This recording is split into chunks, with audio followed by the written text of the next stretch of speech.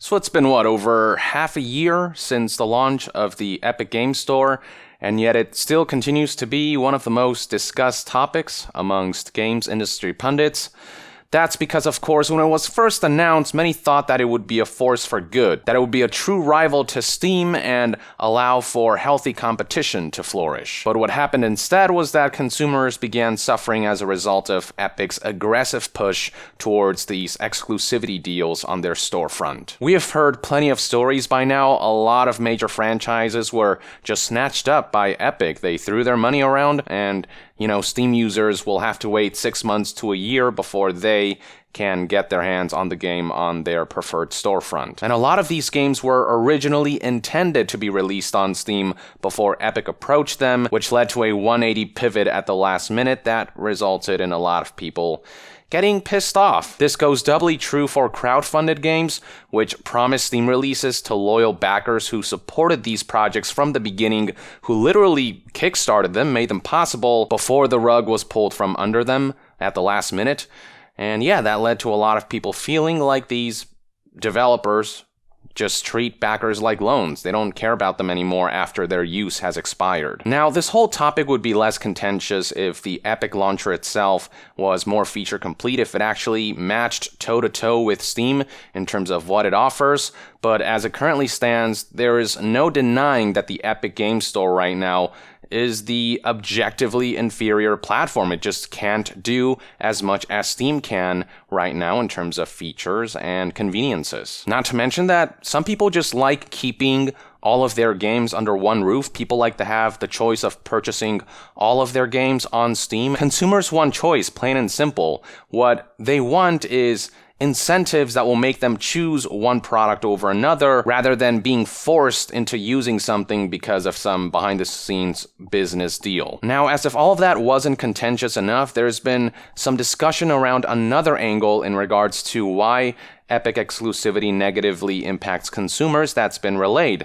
The following topic was brought up by Twitter user Cybersloth, who noticed a certain pattern with Epic exclusivity that's gone a bit under the radar compared to some of the bigger stories. In this series of tweets, he pointed out how Epic has essentially been snatching away a lot of older games away from Steam, particularly those that are getting new remasters and definitive editions. So for example, there is The Walking Dead. With the completion of this series, there's a collection that's being released called the Definitive Collection, which is basically a definitive edition, but it's coming exclusively to the Epic Game Store. And this is all coming shortly after the Walking Dead series was removed on storefronts like Steam and GOG because of Telltale's closure. This didn't happen just for Walking Dead. A bunch of other Telltale games were delisted from the storefronts as well, including Tales from the Borderlands, Wolf Among Us, Batman, Guardians of the Galaxy, Sam & Max, so on and so forth. But when it comes to Telltale's Walking Dead specifically,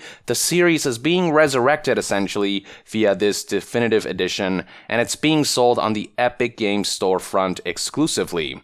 Another example that was provided was this Ghostbusters game, which came out back in 2009, but that's getting remastered soon, and while the game was once sold on Steam, due to, I think it was licensing issues or something, the game was delisted back in early 2017, which is why many were happy to learn that there is a remaster incoming, except that it's been confirmed that this Ghostbusters remaster is coming to Epic exclusively. So you might be wondering, where am I going with all of this? How is this different to other Epic Store exclusivity situations?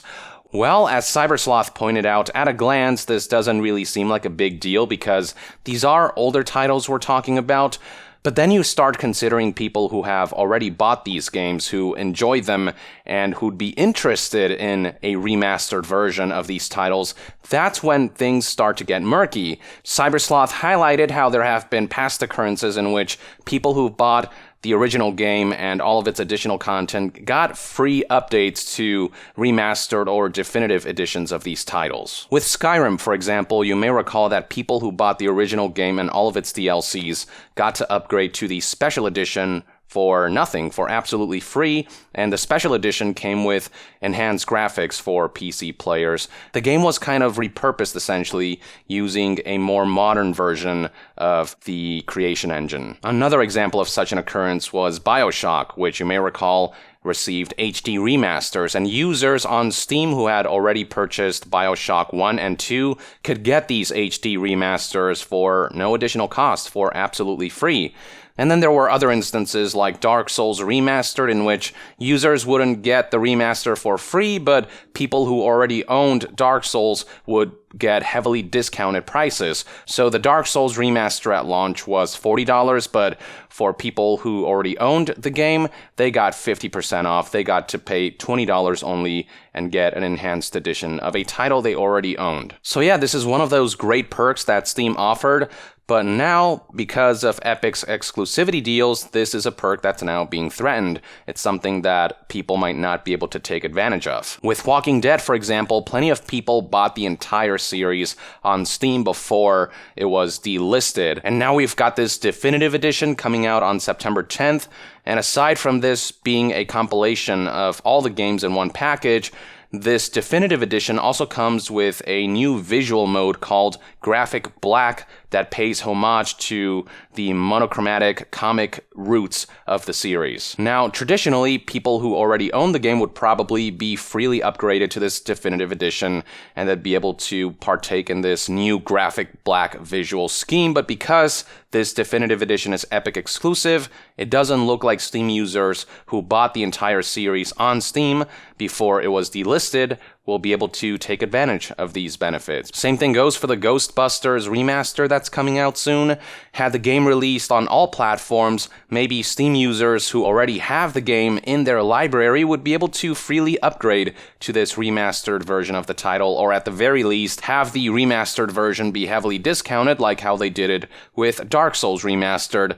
But now, because of this Epic exclusivity deal, it's highly unlikely that Steam users will be able to partake in such a benefit, or at the very least, they won't be able to do that at launch. These Epic exclusivity deals tend to be temporary, so it could be 6 months to a year. Most of them are a year, so assuming that these are 1 year long exclusivity deals, it looks like Steam users will have to wait an entire year before they can take advantage of potentially having their games upgraded to a remastered version, because Epic is preventing that from happening with their contract with these developers. It's either that, or people who already own the original version of these remastered titles will have to shell out full price again on Epic if they do not want to wait that full year. And even if they do wait a year, I have to wonder whether, I don't know if that pricing scheme, if the free upgrade thing will be something that Steam will be able to do, if Epic will somehow restrict that, I don't know. So yeah, this is a loss for these consumers who lent financial support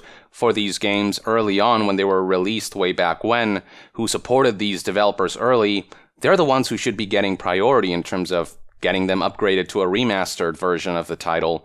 But with the Epic exclusivity deal, if you bought the game on Steam, too bad, you probably won't be seeing any such deal anytime soon. So yeah, once again, it's another case of developers getting financial benefits, but consumers getting the short end of the stick. Honestly, with all this Epic exclusivity stuff, there are zero advantages for the consumers. It's all disadvantageous for people buying games. It's all more limiting. Epic doesn't care about the consumer end of things, though. They only care about the bottom line, which is that they want to dominate the market. They want to take over Steam, take up their mantle as the current monopoly of, digital PC games platform. And they're simply doing this by throwing money around, just buying out exclusivity rights. Epic CEO Tim Sweeney keeps making the case that he's doing this for the good of the games industry. He's trying to play the hero, essentially, but let's not kid ourselves here. This is strictly business, and it's business that's pissing off a lot of consumers. In my opinion, good business tends to yield a situation in which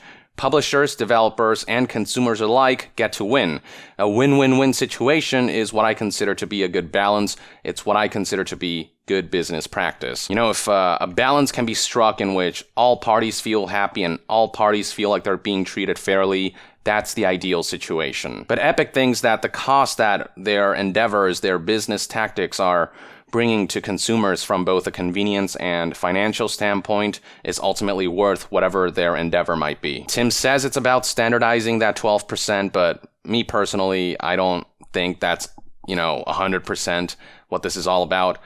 He's a CEO. He's obviously doing a CEO thing.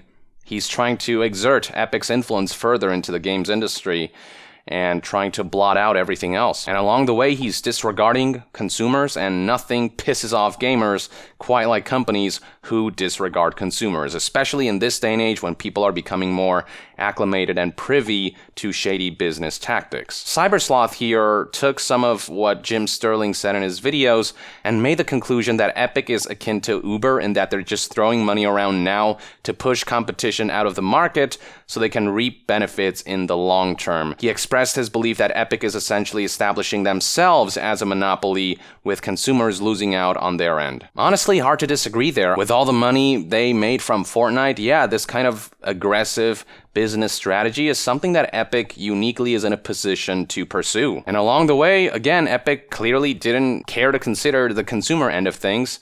They just don't care about the Kickstarter backers getting the rug pulled from under them. Those who prefer Steam or GOG or another platform no longer have a choice, and they cannot benefit from these platforms' more extensive and more convenient features. Cool little deals like free upgrades or discounted upgrades to game remasters, something that Steam offered. That's no longer a convenience that players or users of Steam can take advantage of. People can no longer keep all of their games under one roof, a convenience that some people really value.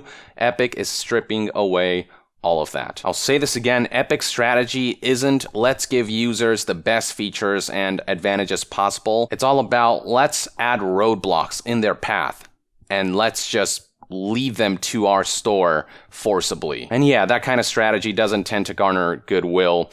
People want to feel like a choice they made was theirs.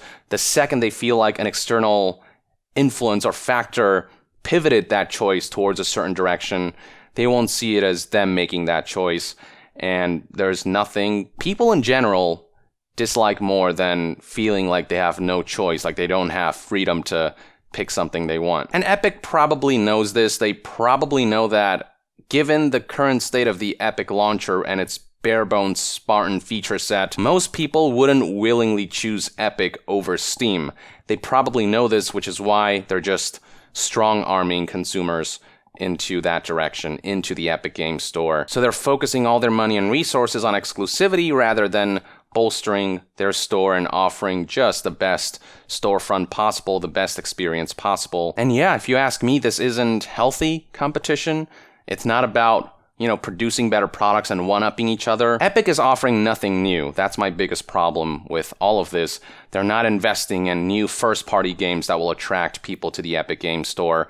They're not working terribly hard on upgrading the store. From what I can see, it's still got no shopping cart. They're just getting off what currently exists with money. And from a pure business standpoint, yeah, that's probably smart and it's working to an extent.